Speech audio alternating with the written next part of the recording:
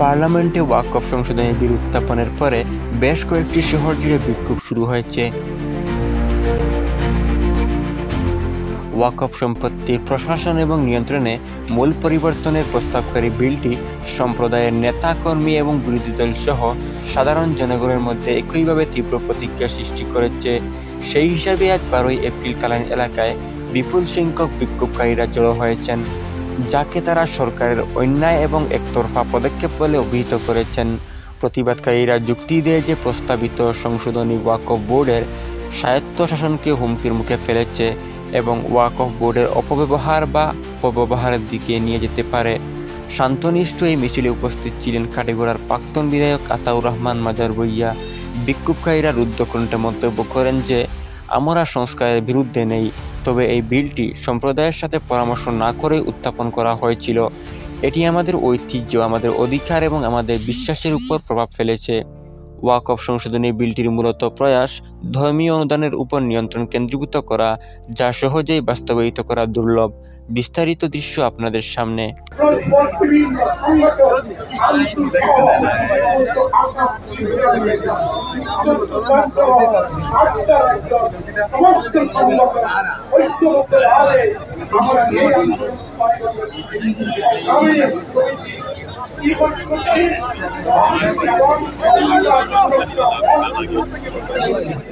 এর মধ্যে আমরা তিনজনকে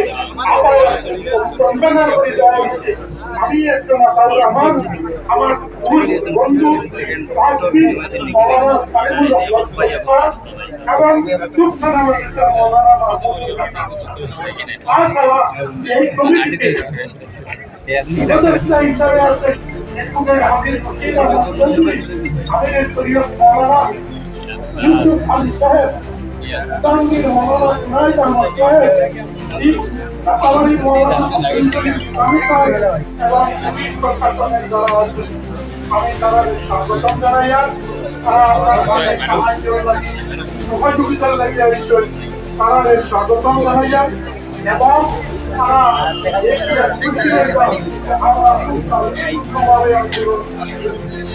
এই আন্দোলন এখন আর মূল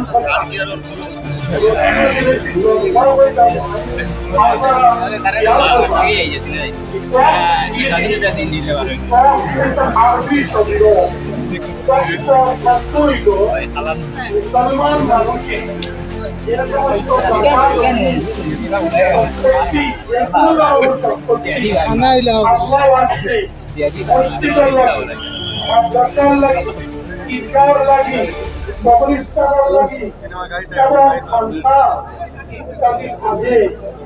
লিখিত হোক, মৌখিকভাবে হোক, দান করিলে ঈশ্বর চিরস্থায়ী।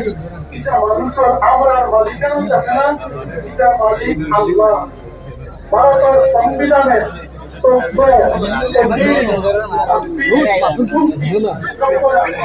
ভারতীয় সংবিধানের 25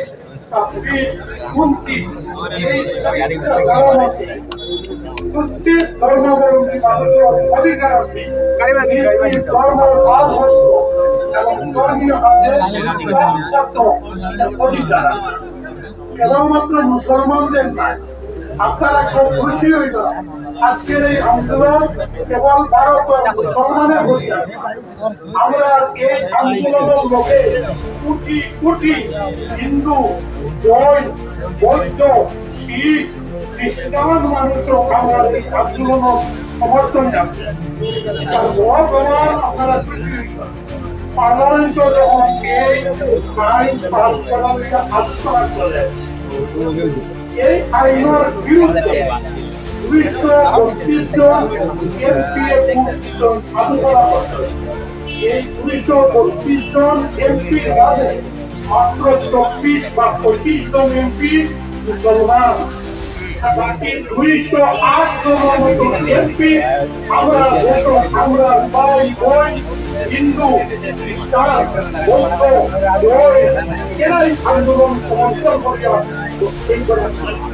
সবচেয়ে বড় বক্তব্য রাখছেন সিনিয়র এডভোকেট কপিল সিব্বাল সন্ত্রাসী তারা এই এক আইনের বিরুদ্ধে লড়াই অক্ষম করেছে এবং মুসলিম কেউ মুসলমানের এই করার আগে এই অক্ষম আইনের যেটা সরকারের পাশ করছে এই আইনের বিরুদ্ধে যে মানুষ বিরোধী করে কেস করতো এরা একদমই পরবর্তীতে মুসলিম পার্সনের লোকও কেস করছে সুতরাং আমরা এই আন্দোলন ভারত গণতন্ত্র প্রেমী সংবিধান